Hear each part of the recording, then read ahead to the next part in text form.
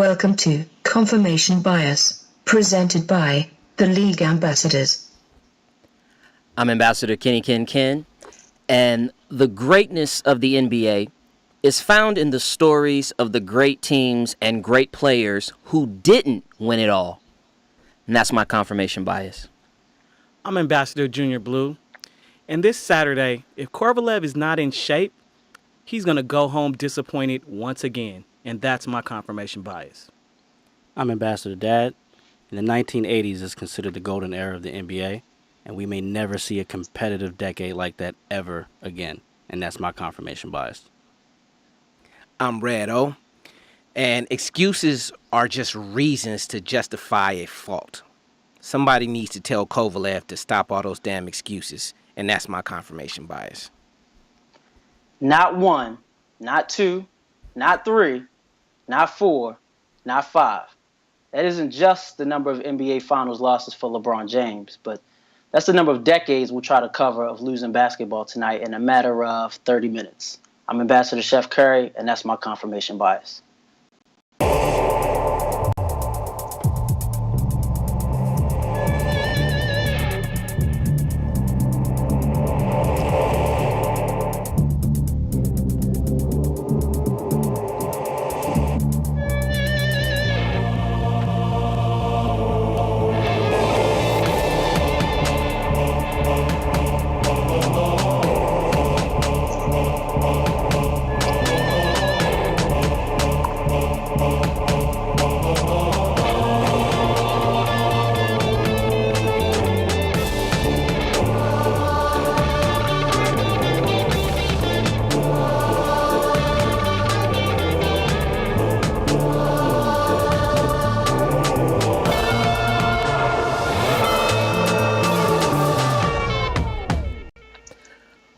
Welcome to Confirmation Bias, hosted by the League Ambassadors. This is episode 27 of our podcast, Vodcast. As a reminder, you can follow us everywhere on social media. Our handle is @TheLeagueAM.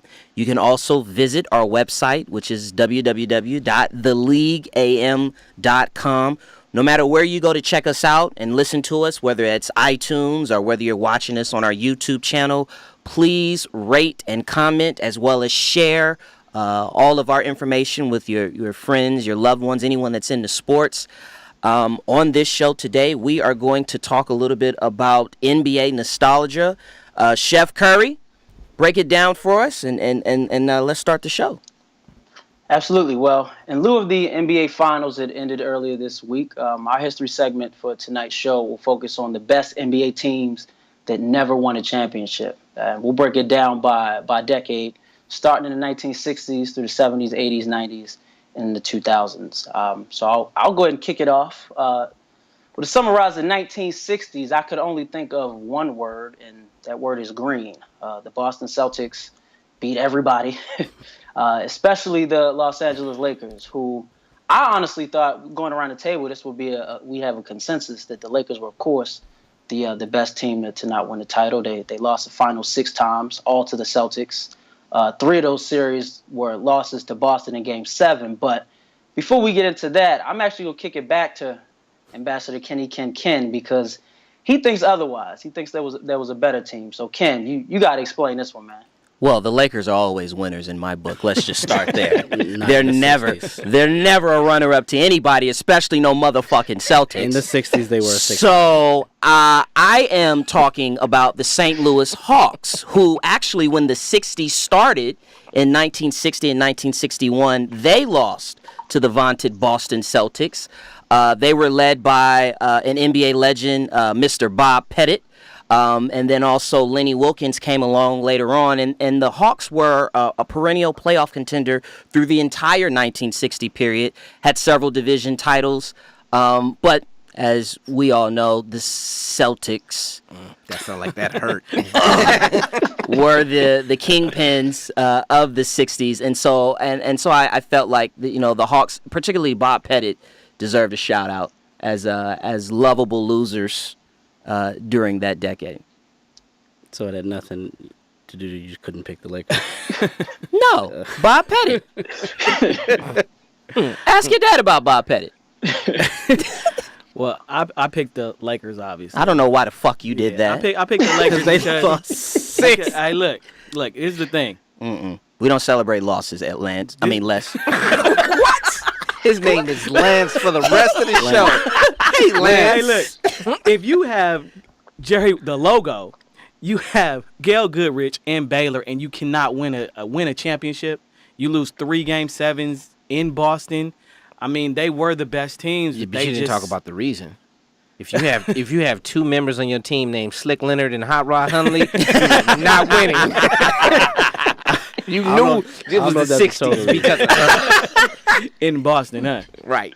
I mean, dude, 6. That's actually fucking impressive. I mean, that's on some Buffalo Bill shit. To get there, Here obviously, come all the backhanded compliment. I was about to say, hold on. We made up for it. ain't no, but we're talking about the 60s right now, and that's all we're talking about. I mean, you St. Louis lost 2, Warriors lost 2 in that same decade. They all lost to the same fucking team. Yeah, But to go, I mean, poor Elgin. for real. I mean, Yes. that's gonna come up a little later. Yes, it is. Yes, it is. But I mean, Kev, Elgin, for real. Elgin with Jerry West and Wilt and even Happy Hairston. I mean, you had 4 guys giving you 20 or more a night. That 68-69 team that ended up losing in 7 to Boston. But man, y'all didn't think y'all could at least get one of those? I mean, y'all was stacked. I mean, I wasn't alive. I know you think I'm old and all, motherfucker, but I was not alive. No, Red Auerbach. I mean, Red Auerbach was killing the league. He killed the league for 3 decades almost. And he was really he was ahead of his time in terms of just drafting and scouting and being able to keep players. And Boston was that was one of the original sort of home court advantages in sports, period. And so, He was it's a cool. cold-blooded killer, and back then when people weren't. But we whipped yeah, their ass from 70s on though. So If you before I kick it back to Ken to go into the 70s, one point I do want to make about the 60s is any basketball fans out there, if you get a chance, please check out that new 30 for 30 Boston and LA Laker rivalry. They go into this era for the first 40 minutes, and it's great, man. Great information, great history, great perspective. So the 70s. If the 60s was about the Celtics, the 70s was about parity. There were a lot of great teams. You had the Lakers, the 33 games in a row, which still stands. Thank you. You've had the Jack Ramsey Trailblazers. You had the Washington Bullets with Wes Unseld. You had the 73 Bucks with Kareem and Oscar. You had the inclusion of the ABA into the NBA, which brought all of the cocaine and all of the afros into the NBA. What was his name? Huh? Oh God, Fly Williams. Fly Williams. He wasn't on the team. He just hung around. And so a lot of great parity, a lot of great competition. There were a lot of championship winners. I went for the team in the 70s. I went with the Denver Nuggets. They actually came over from the ABA, and they actually applied to come over in 1975. Started in 1976, but you had Michael Jordan's idol David Thompson, Dan Issel, Byron Beck, Bobby Jones. They were conference finalists in 1978. They lost to the Seattle Supersonics, who then lost in the NBA Finals. In the 78 Finals, they were coached by Larry Brown. But this was a team, they were killing in the ABA, and they quickly came into the NBA and established their presence as well. That was my next question. How old is Larry Brown? He's got to be 80. I'm Kevin. Well, I'll look. What was he, 20 coaching? Because I had the 76ers, and I think a couple of us had the 76ers. I mean, once they merged with the ABA, they got talent infused. He was born in 1940. So he's 77? Yeah, almost 80. Yeah. Wow. Yeah, well, first let me go back. When you mentioned David Thompson, all the thing I could think about was cocaine. Devin, we're gonna have an intervention after the show because this is not the I'm not the fourth ambassador. cocaine I'm reference. not the ambassador you need to talk about. Yikes! Inside joke. Where do we go from here? We go back to the cocaine. No, but 76ers, I think, I agree with you, Les. For the simple fact that they could not beat the fucking Bullets to save their lives. Yeah. And then when they did finally break through, they lost to Dr. Jack Ramsey. They, ABA team that came over, flashy, big-time players, but just couldn't get it done in a decade. I mean, you got to mention World Beat Free. Probably the greatest name for a basketball player. They all had great names. You had Joe Jellybean. Joe Jellybean Bryant. Joe Jellybean Bryant. And Doug Collins was on that team too. He was putting up buckets. And Mike I Dunleavy. was about to say, you got Mike Bibby's jersey in there. Henry Bibby. Yeah, was Henry on there. Bibby was on there. Foreshadowing. Dr. J, Mike Dunleavy, Daryl Dawkins, George McGinnis, who averaged, I think, 20 points a game himself. Chocolate Thunder. Yeah. If you He want was actually a young, I think he was either 18 or 19, that 77, 78 team. So he hadn't even came into, the mold when those guys were getting his there. grown man strength. Yeah, and I think to Kenya's point, though, about parity, there were 10 different teams that went to the finals right during the 70s. And I also picked the Sixers just for consistency, even though they didn't get over the hump. They had 6 46-plus win seasons. But like Devin said, they just couldn't make that leap. Correct me if I'm wrong. Wasn't oh no, never mind. Sorry, wrong player. It came in my head. I answered the question. Which ambassador are we checking? It's on you, Dad. Well, allow me to reintroduce myself. So I have the 80s, and like I said, my confirmation bias, I believe the 1980s is considered the golden era of the NBA for the simple fact that it saved the NBA from the cocaine. And it's where we saw the two most prolific franchises dominate in a decade and bring fun back to the sport, where we had the Lakers and the Celtics win 8 titles between them in a 10-year span. A whole lot of court kissing. That's later. And then most of the teams in the decade that did actually win that weren't a Laker or a Celtic actually went multiple times. So we have some parity within this decade. So I think it's a great conversation. Like the Sixers won a few times, or they win a few times. They won once, and they were constantly in the mix with the Celtics in the Eastern Conference Finals. So they actually pushed through in this decade, where we talked about them last decade where they didn't. But for me, I went on an organizational level, and I picked the Houston Rockets in the 80s because they went not once but twice in a Western Conference stack with the Lakers that went to 9 finals in that decade. For the simple fact that they actually went with 2 almost completely different rosters. In 81, they snuck into the finals with damn near barely being over 500. And they had Moses Malone, Calvin Murphy. He also likes little boys. Yeah, I'm sensing a theme here. Yeah, It is the 80s. yeah, the 80s. Hey, Robert Reed was on that team. Rudy Tomjanovich and Mike Dunleavy again. Yeah. That was the 81 team. His jaw's still there in 81 too. Yeah, he still had it at that Was that point. that year? That was before Kermit, right? No, that was after Kermit, wasn't it?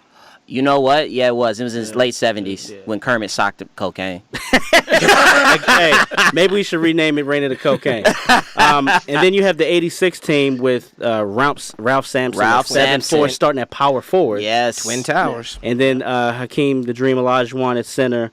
You had Lewis Lloyd, John Lucas,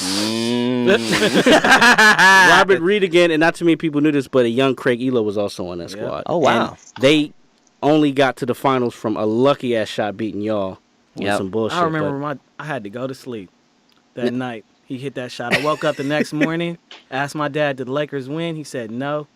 Broke down in tears. So that's why they lost then, because you went to bed. I broke down in tears. I'll take that loss. So it's on your me. fault. It's on me. It's your fault. They did lose in 5. They did lose in 5 games though. So that was Lance. That was the Lance. Ambassador Lance. But Kev, you had an interesting pick because it was about running and gunning, and aside from Showtime, you picked the Denver Nuggets of the 80s, and they was putting it up. I did, and the reason I went with them is because I figured we may overlook them. A lot of people overlook how good that team was. In my mind, they were the most consistent team, again, during that era to not win. They had 9 playoff appearances, 7 winning seasons. Look at Alex English, who was putting up buckets. He averaged 26 points per game during the entire decade. led the league in scoring in 82 and 83. He's also probably the had, highest Calvin scoring Nett on the person team. nobody talks about. Alex English. Oh, yeah. Yeah. Yeah, him and another guy, of course, we'll mention later that I definitely think are underrated. But they were also a team that never, of course, could never make the conference finals. They kept losing to the Spurs, the Suns, y'all Lakers, and of course the Rockets. But I just felt like they should definitely be talked about because they get overlooked a lot. There was a lot of cold teams in the Western Conference back then, but we're gonna look into the East. Ken, you had the Bucks. I had the Bucks, and kind of carrying on with Kevin's theme, they were actually more consistent than even the Nuggets because they never missed the playoffs the entire decade. They're actually the only franchise to ever make the playoffs for 10 consecutive years. They had a 60-win team in that stretch during the 80s, and this was off of an instant rebuild. Pay attention, Cleveland. They started out. I don't think they had their salary cap. They started out in the 80s. They had Marcus Johnson out of UCLA, Sidney Moncrief, Bob Lanier was getting towards the end of his career, Quinn Buckner, and then they turned right around and they had one of Devin's favorite players, Mr. Terry Cummings, Mr. Ricky Pierce. Ricky From Pierce. Seattle, he started out there, and then John Lucas, who you just talked about. This was a loaded, consistent, quality team, quality organization in the 80s. And, like Kevin said, one of those teams that, again, you forget about. Because when you think about the 80s, you're only thinking about two teams, the Celtics and Lakers. But there was a lot of good basketball. There's a lot of great basketball. Anytime, like Kevin said, if you get a chance to watch old games, but if you watch the Hardwood Classics when they show 80s games, like when they showed Neek going off against Larry Bird, that's a great game. You got the Atlanta Hawks bench going off while Bird is putting in work in that fourth quarter. But keeping it in the East, and this is a team that I always had on my mind as a team that got overlooked and kind of went into the 90s as well. But you had the Cavs. I had the Cavs, and in the 80s, they had Mark Price, Brad Daugherty, Ron Harper, all under the age of 25. Yeah. They were like OKC in 2011 and 12 when they had their three, all under 25. Yeah. Thing about it is they got so close when they went up against Detroit. They were actually leading the series. Mark Price gets elbowed by Rick Mahorn. Of course. Gives him a concussion, and all of a sudden he wasn't Mark Price anymore. They were, and like you said, they led into the 90s, and then it was Jordan's turn. So, but it was just one of those things where they were a really good team. They were super deep. Mike Fratello. Yeah. Mike Fratello, the Czar. The Czar. He played a different kind of basketball. He kind of slowed it down back then. But like people forget about Brad Daugherty more so now for NASCAR. But to me, the way he played, he was the first Tim Duncan before he fucked his back up.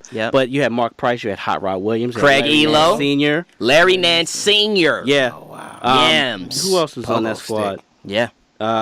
Ron Harper. Craig Elo was on there. Chris Dudley was even on that team. Chris Dudley. How old is he? Yeah, but Ron Harper when he was Hollywood Harper. Before the knees. But yeah, he was a high flyer. Yeah. And Omar, you agree with me? You had the Rockets. It's just consistency. Do you have anything else to add? Nope. We covered it. All right. On to the 90s, which was basically Jordan's era. Right. 6 titles. The Rockets got 2 because, he decided to play baseball for a couple years. You also had, what was that? Tim Duncan and David Robinson got theirs in 99. And you had, and then they had the Pistons who won at the beginning of the year. But it was Jordan's. You couldn't stop them. There was Hall of Famers that just didn't get rings because they played hurt a lot in of his people's era. feelings. Exactly. Yeah. But my team is the Utah Jazz. Look, that's 2 Hall of Famers on that squad that didn't get rings because of Jordan. And what's crazy to me to think, they had almost a double-digit win margin in points per game, and they averaged 103 points a game, shot 50% for the season. A team shoot 50% for the season, but against the Bulls in the finals, 87 points per game, 43% shooting. Straptastic. I don't understand how a team with Greg Ostertag does not win the championship every year. Like, how does that not happen? Greg Ostertag. In the regular season, they get those 100 points because Stockton is just putting it on the plate for everybody. Exactly. Yeah. Stockton the dirty. They were also very deep. The Jazz was a team. I had the Jazz as well. They were. I was always struck by their depth, and just how. And again, Salt Lake City playing in Utah was a difficult place to play. Shout out to Antoine Carr. I hate him because he was a Laker killer. He was a hog. But he was a hog. Antoine Carr, Sheldon Anderson, Howard Isley, Mark Eaton, Jeff Hornacek, Byron Russell. Who's dirtier, Stockton or Hornacek? Stockton. Is he? Yeah, Stockton is dirtier because he was sneaky with his. That's why it's like, because he was the, who, me? Yeah. Like whenever they needed a point, he would just go in the middle of the lane, set a screen, pull the man down, they call a foul. And speaking, keep the cocaine theme running, Jerry Sloan. Yeah. The Fuddy Duddy. At the Fuddy Duddy. He's at the Fuddy Duddy. Oh, boy. Yeah. Well, I actually went a different direction. I picked the Portland Trailblazers, who, again, to Leslie's point, Jordan is known for having that decade, but again, there were 10 different teams who made the finals. They just couldn't get past that dude. You look at that 90-91 team, they won 63 games. Ended up losing to your Lakers in the conference finals. But they had 7 players on that squad. You talk about depth, Kenyon, that averaged double figures. From Clyde to Terry Porter, Buck Williams, Jerome Kersey, Kevin Duckworth, Cliff Robertson, even older Danny Ainge, who, again, people don't give him credit, but Danny Ainge was a hooper. That's a good call, Kev. Yeah, Robert Pack was a rookie on that team, too. Oh, and he was nasty. I hated Robert Pack. Yeah. He's another Laker killer. And Jerome. Jerome Kersey. Jerome Kersey. Rest in peace. Yeah. Hey, while we on the 90s, what year was that Karl Malone called for the MVP award at the beginning of the season? That was 97. Yeah. He was like, nah, it's mine this year. And he really didn't deserve it, but they gave it to him anyway. That was the first time I saw somebody call it. It was like... Every year should have been Jordan's. Yeah. It's like the Shaq thing, even though Shaq only got one. I had a hard time disagreeing with you, Kev. I did pick another team, but I did want to, touch up on some of the other stuff with the Trailblazers. They went in 90. They went in 92. They were a tippy-toe shot away in 99. They were just super consistent and could not break through, and they haven't won since the 70s. Rick Adelman. Yeah, Rick. It was some great coaches. I don't know where these coaches are now. Was Mike Dunleavy the coach in 90? Dunleavy was a coach, yeah. Adelman was late 80s. Adelman was late 80s, early 90s, right? And then Dunleavy was towards the end of the decade. Yeah. So, and Dev, just to, before you get to yours, just for some context, if people can believe this or not, there was a point in the early 90s where people were really considering who was the better two guard, Clyde Drexler or Michael Jordan, which, of course, we know now the truth, but that just goes to show how good he was and how good that Portland team was. Mike took offense to that in the 92 finals. I was going to say, that argument got cleared up. He cleared it up. It should have never been said out loud. Yeah. That's what he was thinking. Media was saying it, and Mike shut that shit down. But my team wasn't necessarily for consistent sake. I thought this was probably the best team to ever lose just in this decade. And we're missing some teams here, but I think the 93 Phoenix Suns just played well together, gelled at the right time, and was just rolling. And if you go back and watch that 93 series, like, no team could win in the home court. Like, they had the home court advantage over, the two-time defending champ Bulls. And they played their ass off in Game 6, and Jordan just pulled it out. Marley, KJ, Is KJ a Hall of Famer? No. No, it depends on which Hall of Fame you're talking about. Keep going. Please, Devin, keep going. Please, Devin. Hurry up, Devin. There are others. Devin. KJ, Marley, Barkley. You had Mark West, Tom but you Chambers. had older Tom Chambers, but he was still good. Yes. You had Frankie Johnson. Frankie! Danny Ainge, again, he was on every team in the 80s and the 90s. Yes. Oliver Fat Ass Miller. Richard Pig Cocaine Dumas. Pig Miller. So Richard Dumas, baller. Yeah. Okay, Baller. straight up baller. But Pig Miller, Oliver Miller had game for a fat mofo. He had a 20-foot arm span for some reason. Yeah. That was a great squad. That was a great squad. And an honorable mention, the New York Knicks, who I loved watching. But they made the playoffs every year that decade, but lost to the Bulls 4 times. So Yeah. And then they lost to the Dream. Michael really did ruin a lot of. Yeah. Michael ruined a lot of career. The West was hot in the 90s, and that was a rough decade for the Lakers. But Michael really ruined a lot of dudes. In the East. Well, speaking of ruining careers, the 2000s, that squarely belonged to the Los Angeles Lakers. They ruined a lot of people. Well, the second best was the Spurs. They won 3. The Lakers won 5. I'm glad you cleaned that up, Omar, because I'm a Laker homer, but it's still we won 5. It squarely belonged to us. You won 4. Didn't count 2010. Can't count 2010. That's cool because that means we won in this decade too. I mean, we are the through line. We are the through line of the NBA. I was counting 10 though, so Yeah. that's fine. That brings it a little closer. Still with the Lakers, baby, all day. Now I went. I think were we unanimous this time? I don't believe. No, I don't believe so. Who did you have? I had the Sacramento Kings. I had the Kings. So did I. So 3 of us had the Kings. The I did Lakers. too. Oh, 4 of us. All of us had the Kings. We all had the Oh, Kings. we did. We was The unanimous. Queens. It's jersey change time. Actually, no, we didn't. I'm sorry. I was the only one. My apologies. I was looking at the wrong notes here. Wait, then who did you have? I had the run and gun Suns, who actually changed the whole course of how basketball is being played right now with this bullshit. Mike D'Antoni. Mike D'Antoni. That is not his name. Antoni. Antoni. Let's correct that. I mean, If you're gonna talk about the change of course, yeah. So Nash gets his MVPs, right? When basketball was down, when they were looking for the tempo to be sped up with that under 7 second shit, it was more exciting. I never thought they would actually win. I just think they changed how basketball is played. People tried to emulate that and just couldn't do it. That's why I picked them as a team that couldn't win or didn't win. The Kings were interesting not only because they were our biggest rivals, but also because they did a good job of sort of merging tempos. In other words, they wanted to play fast, but they got into the half court and they basically ran the triangle knockoff, the Princeton offense. But they executed on that so well. They had a great combination of interior passing and they had shooters all around.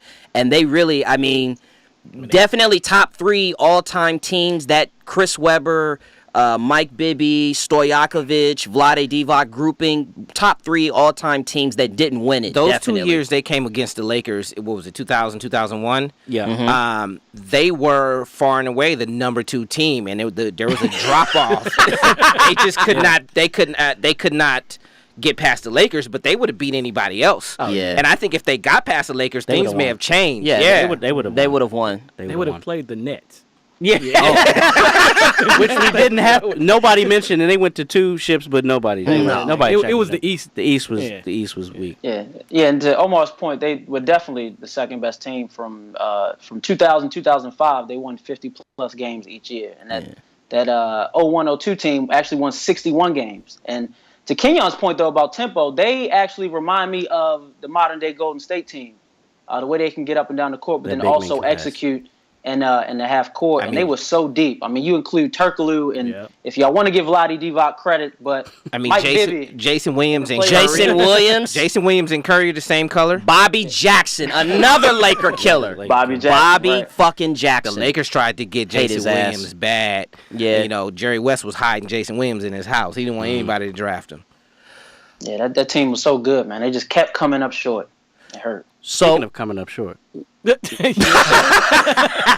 the name of this segment. so what we want to do? Well, what we want to do is real quickly. We thought it'd be a good idea to look at the 5 best players that we could come up with. Put a team together, 5 players that didn't win. And so we'll make it a little bit fun. I'm going to start with Omar. Omar, give us your 5, and then Devin's going to give us his 5, and then we're going to quickly decide which team we like more and work it all the way around till we get to you, Kevin. I had Stockton, Reggie Miller, Grant Hill, Sean Kemp, and Patrick Ewing. I had Patrick Ewing, Karl Malone, Elgin 0-8 Baylor, Allen Iverson, and John Stockton. Ditto. Stockton, Iverson, Baylor, Malone, Ewing. So We is had that the your same team? Same team. Does that team beat Omar's team? I think it does. Yeah. Of course they gonna think it does. Hey, Kevin. My only difference was I'm keeping Iverson. in No. the team. Who wins between Omar's team and Les and Devin's team? I'll say mine again. I'll go with Stockton, I'll go Reggie with Les Miller. and- Stop and it. Devin just Stop because it. You're of- lying. It's closer to what I had. See, exactly. Well, I had Stockton. I had Reggie Miller though. But then Elgin Baylor, Karl Malone, and Patrick Ewing. So the difference is Iverson and Miller. So far, Is that who you had, Kev? Yeah, so far, but I actually put Charles Barkley at the 4. Had to give him credit during his playing days. Now, not so much. Barkley over Malone. For the sake of the conversation, yeah. Your team loses. But hey, I don't know. They used to go we can up. get up They and used to down. go We head can up. get up and down that floor, and my power forward can rebound and So- push the tempo. Iverson's going to guard Reggie Miller off them screens? Is Reggie Miller gonna go Iverson? For real. Now who gonna score more? Yeah. Was that the only difference? Yeah. Well, one had an MVP and was like a 4 or 5 time scoring champion. Yeah. I put Grant Hill. Yeah, but I put Grant Hill on Iverson. One of them was a and I- 5-time and that leaves All-Star. Reggie Hold Miller on, to but how score. much? But hold on, but how much ball is Iverson really going to have with John Stockton? That's He's gonna have Oh, open he's running. shots. He's running, running. yeah. Because they picking and rolling, and they got to deal with that country motherfucker. How we know? How we know? He ain't never done it before. He would do it. But Off hey, the ball? Redo, real quick, as a Laker fan, how's Elgin not on? How's Elgin not on your list? You talking to me? Yeah, he is talking to you, and that's a great question, Kevin. I'm listening. Why? Because I wanted Grant Hill.